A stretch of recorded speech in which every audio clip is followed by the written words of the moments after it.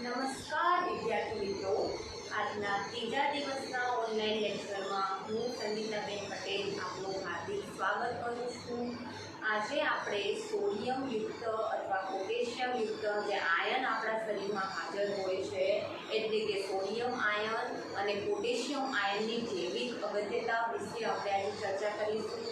અગાઉના લેક્ચરમાં આપણે કેટલાક સોડિયમયુક્ત સંયોજનોની ચર્ચા કરી લીધી છે, જેમાં sodium carbonate, sodium bicarbonate, sodium hydroxide અને સોડિયમ ક્લોરાઇડની ચર્ચા કરી છે. ત્યારબાદ લાસ્ટ લેક્ચર હતું એમાં આલ્કલી ધાતુના કેટલાક ઉપયોગોની પણ ચર્ચા કરી, જેમાં લિથિયમની કેટલીક મિશ્ર ધાતુઓનો ઉપયોગ કર્યો, જેમ કે લિથિયમ અને લેડની મિશ્ર ધાતુ છે એ એન્જિનની બેરિંગની બનાવટમાં વપરાય છે. લિથિયમ અને એલ્યુમિનિયમની જે મિશ્ર ધાતુ છે એ વિમાન ઉદ્યોગોમાં હલકા ભાગો બનાવવા માટે થાય છે. લિથિયમ અને મેગ્નેશિયમની જે મિશ્ર ધાતુ છે તેનો ઉપયોગ આર્મર પ્લેટ અથવા કવચ પ્લેટ તરીકે થાય છે, જે આપણા ન્યુક્લિયર ભઠ્ઠીમાં એક અગત્યનો ભાગ ભજવે છે. એના પછી સોડિયમ જે છે એમાં જો પ્રવાહી સોડિયમ આપણે લેવામાં આવે તો એને પરમાણુ ભઠ્ઠીમાં શીતક તરીકે ઉપયોગ કરીએ છીએ. સોડિયમ અને લેડની મિશ્ર ધાતુનો ઉપયોગ કાર્બલેડ સંયોજનોની બનાવટમાં થતો હતો. આ કાર્બલેડ બે પ્રકારના હતા, એક ટેટ્રા ઇથાઇલ લેડ હતો અને બીજો ટેટ્રા મિથાઇલ લેડ હતો. આ બંને લેડયુક્ત સંયોજનો જે છે એ બંને સંયોજનો પેટ્રોલમાં સ્ફોટક રોધી તરીકે, એટલે કે પેટ્રોલને ધડાકા સાથે સળગાવતા અટકાવે છે તેના માટે થતો હતો, પણ લેડથી ગંભીર રોગો થતા હોવાથી આજના આધુનિક યુગમાં પેટ્રોલ સાથે લેડયુક્ત કાર્બનિક સંયોજન દાખલ કરવામાં આવતું નથી. ત્યારબાદ પોટેશિયમના કેટલાક અગત્યના સંયોજનોની આપણે ચર્ચા કરી કે પોટેશિયમ જે ક્લોરાઇડયુક્ત સંયોજન બનાવે છે, એટલે કે પોટેશિયમ ક્લોરાઇડનો ઉપયોગ ખાતર તરીકે થાય છે. પોટેશિયમ હાઇડ્રોક્સાઇડનો ઉપયોગ પ્રયોગશાળામાં પ્રક્રિયક તરીકે અથવા સાબુની બનાવટમાં અથવા તો CO2 વાયુના શોષણ તરીકે એનો ઉપયોગ થાય છે.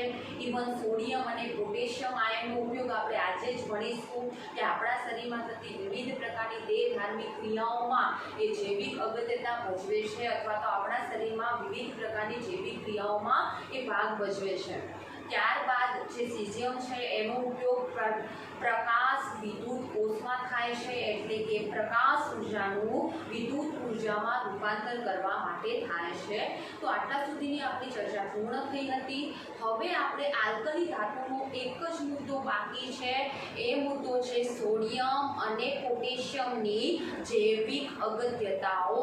તો સોડિયમ અને પોટેશિયમ આપણા શરીરમાં કઈ કઈ બાબતમાં કાર્યશીલ છે અથવા એનો ઉપયોગ આપણા શરીરમાં કઈ રીતે છે તેની ચર્ચા કરીશું. તો આજનો આપણો પોઈન્ટ છે સોડિયમ અને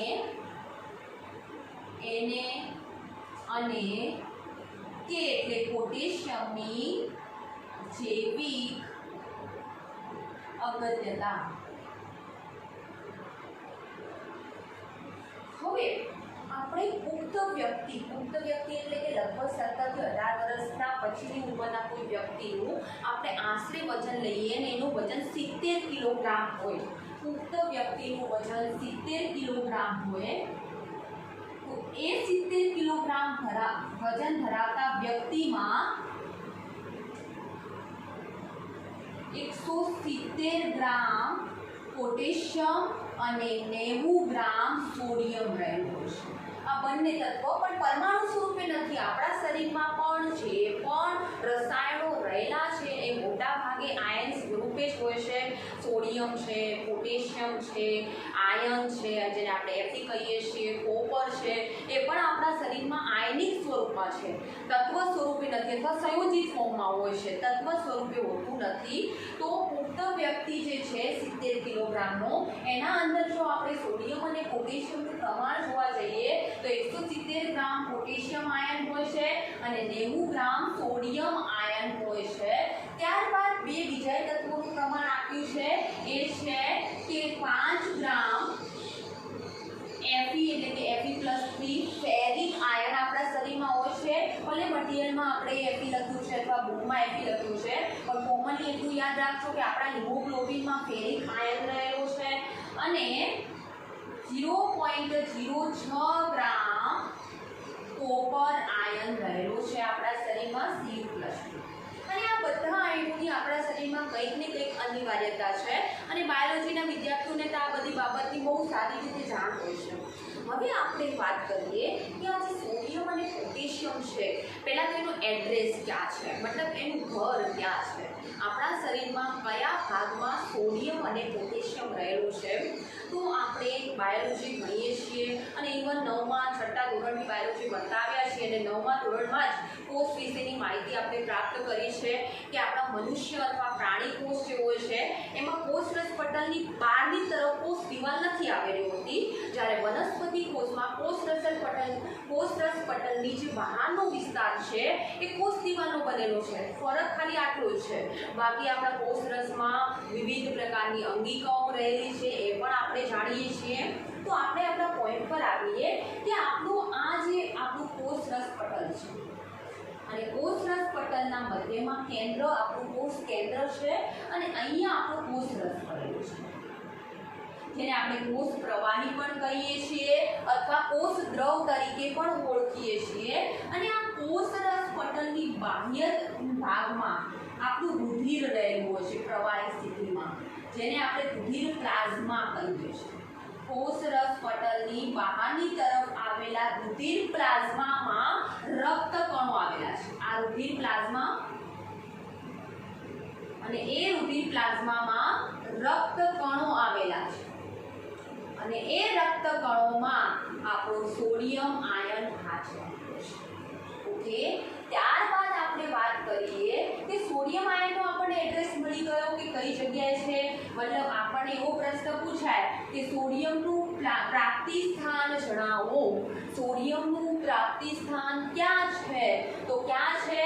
તો કોષરસ પટલની બાહ્ય વિસ્તારમાં આવેલા રુધિર પ્લાઝમામાં રહેલા રક્તકણોમાં સોડિયમ આયન હાજર છે.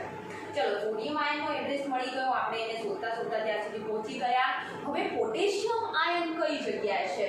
તો પોટેશિયમ આયન આપણા કોષરસ પટલની અંદરની તરફ જે આપણે દ્રવ ભર્યું છે, પ્રવાહી ભર્યું છે, જેને આપણે કોષ રસ કહીએ છીએ, એ કોષ રસમાં આપણો પોટેશિયમ આયન આવેલું છે. કોષ રસ પણ તમે એને કહી શકો છો, કોષ દ્રવ પણ કહો છો અથવા કોષ પ્રવાહી કહો છો.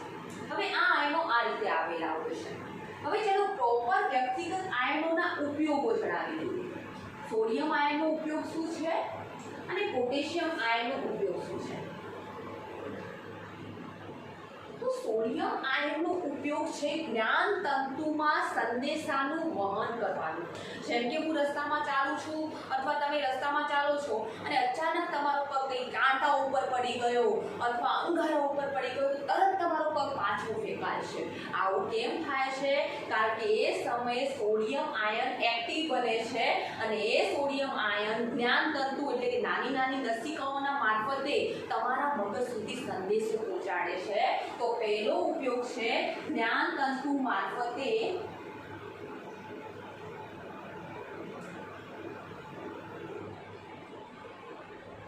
સંદેશાનું વહનનું નિયમન કરવાનું. બુકમાં અલગ અલગ રીતે લખેલું છે, ઇવન મટીરિયલમાં પણ થોડું આવું નથી લખેલું, એટલે આનું તો ખાસ તમે તમારા નોટબુકમાં ઉતારજો જેથી તમારે ક્યાંય કંઈ ગોખવું ના પડે. બાકી મટીરિયલમાં તમને અજુગતું લાગશે, સમજવામાં હાર્ડ ટુ અન્ડરસ્ટેન્ડ પડશે, એના માટે આ રીતે તમે લખી દેજો. ત્યારબાદ એનું બીજું પણ કાર્ય છે એમિનો એસિડ અને શર્કરાના વહનનું નિયમન. સોડિયમ આયનનું બીજું કામ શું છે? એમિનો એસિડ અને શર્કરાના વહનનું નિયમન. હવે તમે બાયોલોજીમાં આકૃતિ પોઈન્ટ બહુ સારી રીતે ભણ્યા હશો કે આકૃતિઓ શું થાય કે તમારું જે કોષરસ પટલ છે એને આપણે પસંદગીશીલ પ્રવેશશીલ પટલ પણ કહીએ છીએ. કારણ કે કેટલાક દ્રવ્યોને કોષના અંદર આવવા દે છે, જ્યારે કેટલાક દ્રવ્યો કોષમાંથી બહાર પણ નીકાળે છે અને અમુક દ્રવ્યોની એ ગતિને અવરોધે પણ છે. તેથી કોષરસ પટલને પસંદગીશીલ પ્રવેશશીલ પટલ તરીકે પણ ઓળખવામાં આવે છે.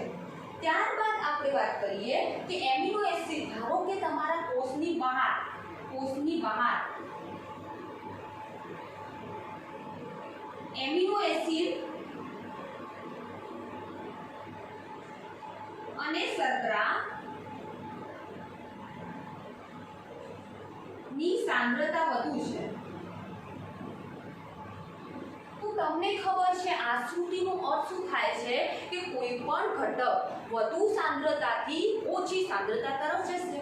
તો અહીંયા મેં પોઈન્ટ એ લખ્યો છે કે જો કોષની બહાર એમિનો એસિડ અને શર્કરાની સાંદ્રતા વધુ હોય તો કોષની અંદરની તરફ એમિનો એસિડ અને શર્કરાનું પ્રમાણ એની સાપેક્ષમાં ઓછું છે એવું સાબિત થાય છે। તો હવે એમિનો એસિડ અને શર્કરા ક્યાંથી ક્યાં વહન પામશે તો કોષના બહારથી કોષની અંદરની તરફ વહન પામશે। તો એ વહનનું નિયમન, કેટલું વહન કરાવવું એનું નિયમન કોણ કરે છે? આપણા શરીરમાં રહેલા સોડિયમ આયન કરે છે। એ સિવાય આશ્રુતિ તમને ખબર છે ખાસ કરીને તો પાણી માટે છે, તો ઓફકોર્સ પાણીના વહનનું નિયમન પણ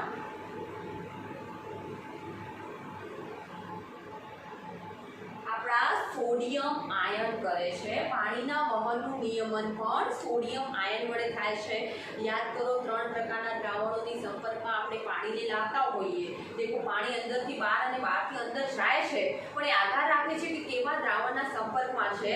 ધારો કે તમે તમારા કોષને એકદમ પૂરેપૂરો ભરાયેલો કોષ છે અને મીઠાના ભરેલા સાંદ્ર દ્રાવણમાં રાખી દો તો બહાર પાણીનું પ્રમાણ હવે મીઠાની સાપેક્ષમાં ઓછું થઈ ગયું, જ્યારે કોષમાં પાણી વધારે છે તો એ સમયે પાણીનું વહન કોષમાંથી બહારથી અંદર આવે તેની સાપેક્ષમાં અંદરથી બહાર જવાની ક્ષમતા વધી જશે, કારણ કે તમે કોષને કેવા દ્રાવણમાં રાખ્યું છે? ધારો કે આપણે આ મીઠાનું દ્રાવણ છે, મીઠાનું સાંદ્ર દ્રાવણ,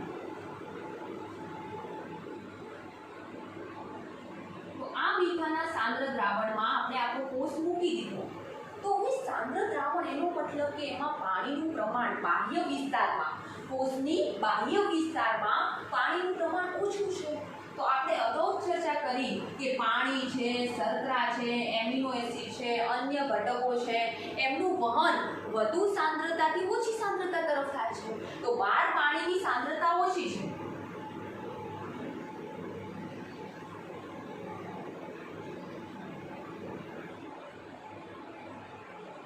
અંદર વધારે છે કોષના અંદર, તો એ સમયે કોષ આશ્રુતિ મારફતે પાણી ગુમાવશે, એટલે કે પાણી પોતાના અંદરથી બહાર કાઢશે, કોષ કાઢશે, અને જેવું કોષ પાણી બહાર કાઢશે એટલે કોષ તમારું છીનવાઈ જશે, અને એને આપણે કહીએ છીએ કે કોષને અતિ સાંદ્ર દ્રાવણ, એટલે કે બહુ સાંદ્ર દ્રાવણમાં રાખવામાં આવે તો કોષ છીનવાઈ જાય।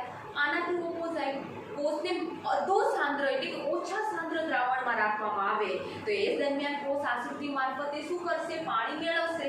બાયોલોજીમાં ભણેલા છો એટલે બધા ડીપમાં એના નથી જતા, પણ આપણો મેઇન પોઈન્ટ છે કે આપણા સોડિયમ આયનનું કામ શું છે? તમને ક્યાંય કોઈ ઈજા પહોંચી છે, કોઈ કારણ છે, તમે કોઈ કાર્ય કરવું છે, તમારે ગોળીઓ પણ લેવો છે, ખાવાનું ખાવું છે, તો એનો સંદેશો તમારા મગજ સુધી જ્ઞાન તંતુ મારફતે કોણ પહોંચાડે છે? સોડિયમ આયન પહોંચાડે છે।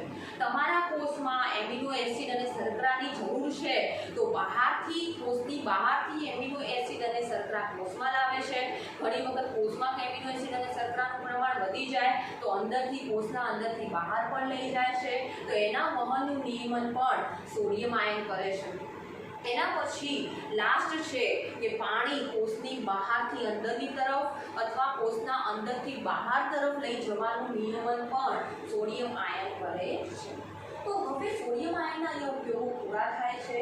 હવે છે આપણું પોટેશિયમ આયન। તો પોટેશિયમ આયનનો ઉપયોગ શું છે? તો આપણા શરીરમાં ઘણી બધી જૈવ રાસાયણિક ક્રિયાઓ થાય છે અને એ ક્રિયાઓને ઝડપી બનાવવા માટે જે ઉદ્દીપક તરીકે વર્તે છે એને આપણે ઉત્સેચકો કહીએ છીએ।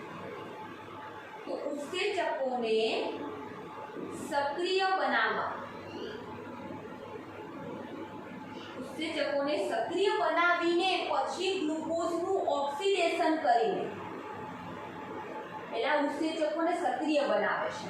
કેવા ઉત્સેચકોને સક્રિય બનાવે છે? જે ઉત્સેચકોનું કાર્ય કરવાનું છે, જેમ કે મારે ગ્લુકોઝ છે એનું ઓક્સિડેશન કરવું છે, બાયોલોજીમાં તમારે આવશે, મે બી આવી પણ ગયું હશે, અને ના આવ્યું હોય તો ગ્લુકોઝ એટલે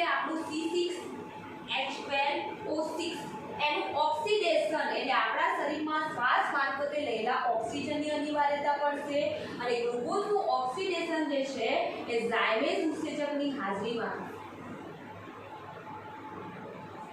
અને એ ઉત્સેચકની હાજરીમાં જ્યારે પ્રક્રિયા થશે તો એમાંથી આપણને નિકલ મળશે 6CO2 + 6H2O. બેલેન્સ કરવા માટે આપણી પાસે ઓક્સિજન છે 6 × 12 ને 18, જ્યારે અહીંયા ઓક્સિજન છે 6 18 કરવા માટે આ મોલને કેટલા વડે ગુણવા પડશે 6 × 12 12 ને 6 18 ઓક્સિજન. તો જે આપણા ગ્લુકોઝનું ઓક્સિડેશન, અહીંયા તમે ગ્લુકોઝનું ઓક્સિડેશન આ ગણવાનો હોય જાતે પ્રયત્ન કરજો, 0 આવશે. અહીંયા કાર્બનનું ઓક્સિડેશન આ +4 આવે છે, મતલબ કાર્બનના ઓક્સિડેશન આંકમાં વધારો થાય છે એટલે ગ્લુકોઝનું ઓક્સિડેશન થયું. જ્યારે ઓક્સિજનનું અહીંયા ઓક્સિડેશન આ 0 હશે, અહીંયા ઓક્સિજનનું -2 હશે એટલે ઓક્સિજનનું રિડક્શન, મતલબ બેલેન્સ પછી કરી લેજો. કોમનલી ખાલી કહું છું કે આ રીતે ઓક્સિડેશન થાય છે.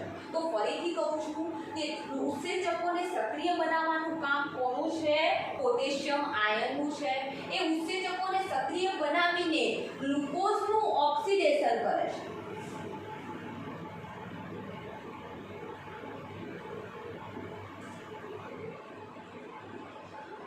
શક્તિનું નિર્માણ કરે છે, શક્તિનું નિર્માણ. અને તમને ખબર હશે કે આપણા શરીરમાં ગ્લુકોઝના ઓક્સિડેશન વડે જે શક્તિનું નિર્માણ થાય છે એ કયા ફોર્મમાં થાય છે? એટીપી અથવા એડીપી. સૌથી વધારે એટીપી લઈએ છીએ. એટીપી એટલે કે એડિનોસાઇન ટ્રાઇફોસ્ફેટ સ્વરૂપે આપણને વધારાની શક્તિ પણ મળે છે. સમીકરણ ક્યાંય નથી આપેલું અને આ કોઈ પોઈન્ટ પણ આ રીતે ડાયરેક્ટ સમજાવેલા નથી, ડાયરેક્ટ લખ્યું છે. આ રીતે બહુ ઈઝી પડશે એટલે ખાસ આ નોટ તમારા નોટબુકમાં કરશો. ઓકે, તો આ રીતે બીજું પણ પોટેશિયમ આયનનું કામ શું છે? તો બીજું કામ છે સોડિયમના જેમ સોડિયમ સંદેશા વહનનું કામ કરે છે. જેમ કે જ્ઞાન તંતુમાં આયન, તે આયનને મદદ કરે છે. કોણ મદદ કરે છે? Potassium ion. તો જ્ઞાન તંતુમાં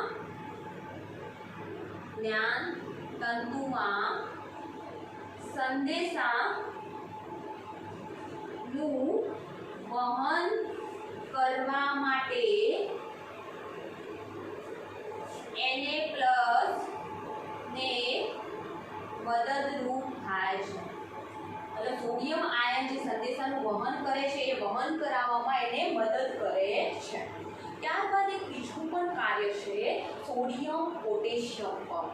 જેમ કે આપણે અહીંયા તમે જોઈ શકો છો કે પોટેશિયમનું એડ્રેસ ઘર ક્યાં છે? કોષરસ પટલની અંદરની તરફ, એટલે કે આપણા કોષરસમાં છે. જ્યારે સોડિયમ આયનનું સ્થાન ક્યાં છે? આપણા રુધિર પ્લાઝમામાં, એટલે કે કોષરસ પટલની બહારની તરફ છે. ધારો કે શરૂઆતની સ્થિતિમાં તમારા કોષરસ પટલની બહારની તરફ બહાર Na+નું પ્રમાણ 143 મિલીગ્રામ પ્રતિ લિટર છે. તો મિલીગ્રામ પ્રતિ લિટર એટલે શું? કંઈ ઘટના નહીં માનવાનું, બહુ ઇઝીલી સમજાવું છું કે તમે 1 લિટર રુધિર પ્લાઝમા લીધો કોષની બહારના તરફથી, તો એમાં સોડિયમ આયનનું પ્રમાણ ધારો કે 143 મિલીગ્રામ જેટલું છે 1 લિટર દ્રાવણ એટલે કે રુધિર પ્લાઝમામાં. અને કોષરસ પટલની અંદરની તરફ તો Na+ હાલ છે નહીં, કારણ કે બહારની તરફ છે. એને અંદર હવે નિયમન આપણે કરીએ છીએ. તો કોષરસ પટલની અંદરની તરફ આપણા કયા આયનો છે? K+. ધારો કે એનું પ્રમાણ 5 મિલીગ્રામ પ્રતિ મોલ છે. અંદરની તરફ K+ નું પ્રમાણ આટલું છે, બહારની તરફ Na+ નું પ્રમાણ આટલું છે. હવે બહાર Na+ હાજર નથી. ઓકે, અને K+ આપણે ખોરાક મારફતે બહારની તરફથી લીધા છે. તો હવે શું થવાનું છે કે જે આપણો આ અહીંયા અંદરની તરફ નહીં, સોરી બહારની તરફની જ બધી વાત કરીએ છીએ. બહારની તરફ, સોરી હા, બહારની તરફ K+ નું પ્રમાણ એટલે કે રુધિર પ્લાઝમામાં પણ કેટલાક અંશે તો આપણે પોટેશિયમ આયન, કારણ કે શરીરના બધા અંગોમાં સંદેશો પહોંચાડવો છે તો પોટેશિયમ આયનની અનિવાર્યતા પડશે. તો કોષની બહાર શરૂઆતમાં આપણે જોયું તો K+ નું પ્રમાણ 1 લિટર રુધિર વિથ પ્લાઝમા લેવામાં આવે તો એમાં K પ્લસ માત્ર ને માત્ર 5 મિલીગ્રામ છે એવું આપણે કોઈ વ્યક્તિનું ધારીએ છીએ. એટલું હોય પણ ખરા, એનાથી વધારે હોય અને એનાથી ઓછું પણ હોઈ શકે. આ તો આપણે ધાર્યું છે. અને એ સમયે કોષની બહારની તરફ સોડિયમ આયનનું પ્રમાણ 143 મિલીગ્રામ પ્રતિ લિટર છે.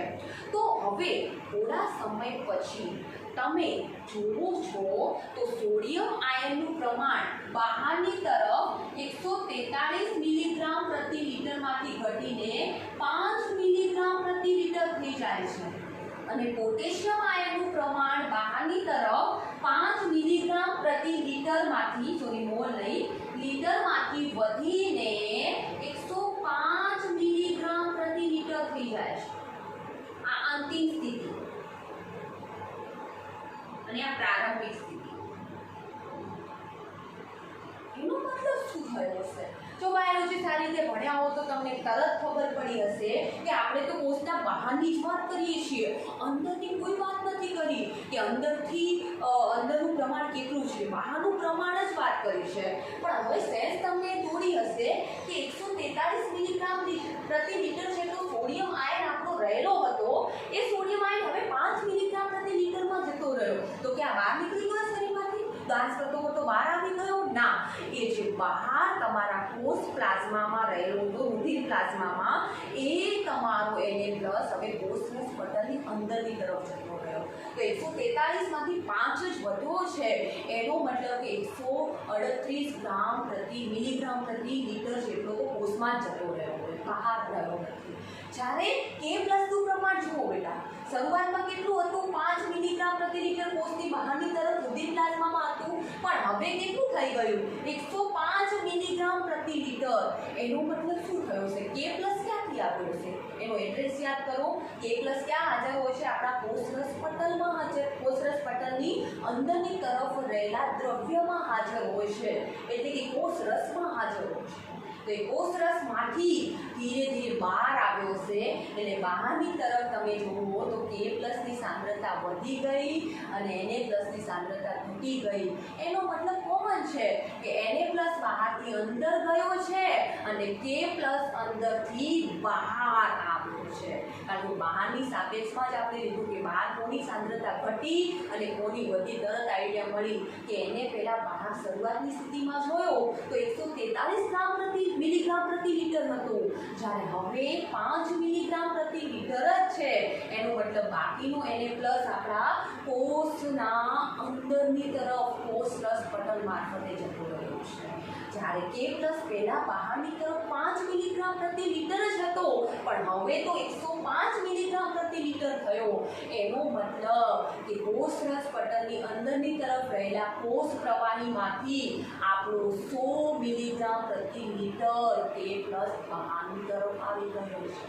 હવે તમને ખબર છે કે આપણા ઘરમાં લાઇટ, પંખા ચલાવવા હોય તો ઇલેક્ટ્રિસિટીની જરૂર પડે, એટલે કે ઉર્જાની જરૂર પડે.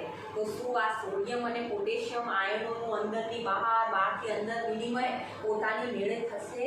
આ સોડિયમ અને પોટેશિયમ આયનનું જે વિનિમય થઈ રહ્યું છે એ વિનિમયને સોડિયમ પોટેશિયમ પંપ કહે છે.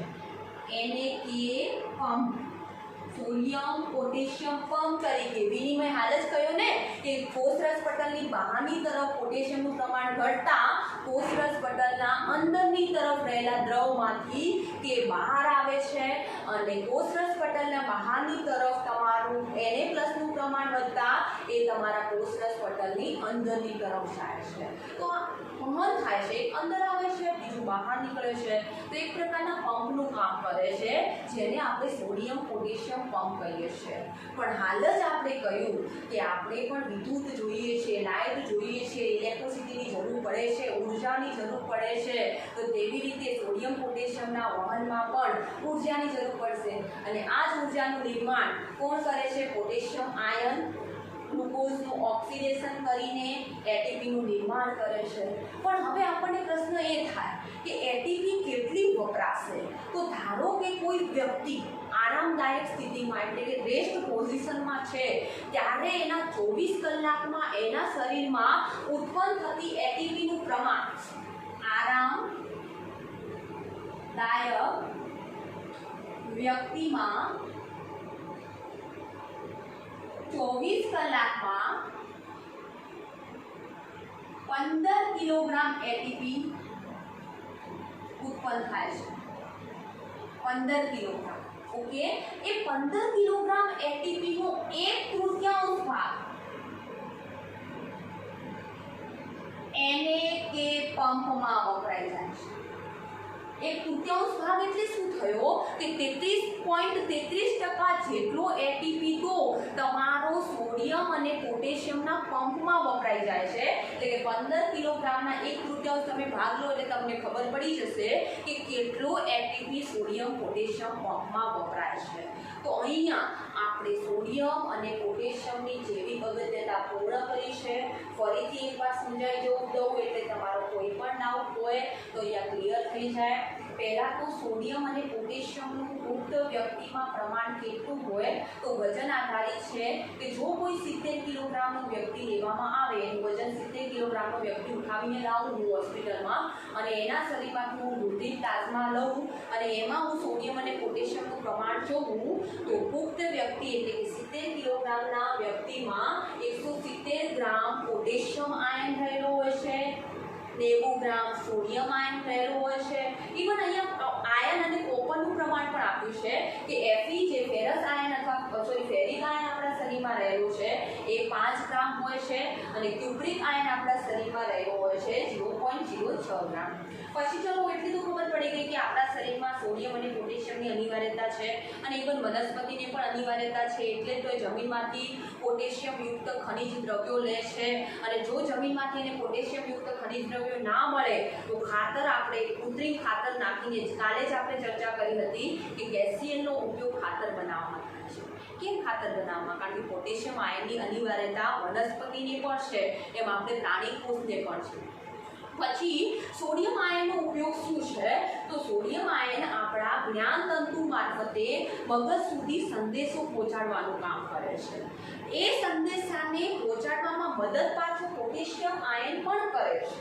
ઓકે, સોડિયમ આયનને મદદ કરે છે પોટેશિયમ આયન. પછી એ સિવાય આપણું કોષરસ પટલની બહારની તરફ સોડિયમ આયન એનું એડ્રેસ શું છે તો કોષરસ પટલની બહારની તરફ આવેલા રુધિર પ્લાઝમામાં રહેલા રક્ત કણોમાં સોડિયમ આયન હાજર છે. તો આ સોડિયમ આયન જે છે આપણા શરીરમાં હાજર એ કામ શું કરે છે? 3 પ્રકારના દ્રવ્યોનું વિનિમય કરે છે. એમિનો એસિડ, શર્કરા અને પાણીનું. ક્યાં વિનિમય કરે છે? કોષરસ પટલની બહારની તરફથી અંદરની તરફ અથવા જો અંદરની તરફ એ દ્રવ્યનું પ્રમાણ વધી જાય તો અંદરથી બહારની તરફ કરે છે. ત્યારબાદ પોટેશિયમ આયનનો ઉપયોગ શું છે તો એ કેટલાક ઉત્સેચકોને સક્રિય બનાવે છે. ઘણા બધા ઉત્સેચકો છે.